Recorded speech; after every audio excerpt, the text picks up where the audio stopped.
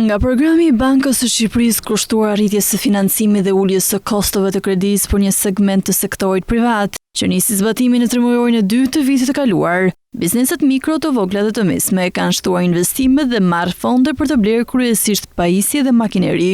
Gjatë vitit u akorduan 131 kredi me një vlerë totale prej 1.8 miliard lekësh, ose vetëm 7.2% e fondit të përgjithshëm. Rreth 98% e këtyre kredive janë financime të reja që konfirmon se programi ka shërbyer si një instrument për nxitjen e investimeve shtesë dhe jo si mekanizëm për rifinancimin e detyrimeve ekzistuese.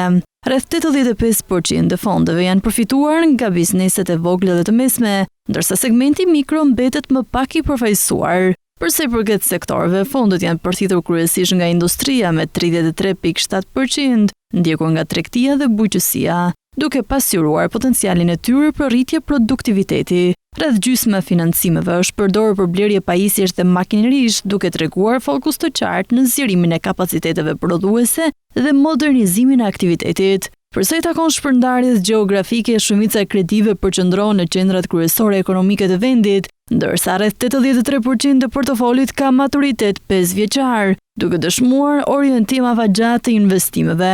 Të gjitha bankat e sistemit kanë marrë pjesë aktive në program.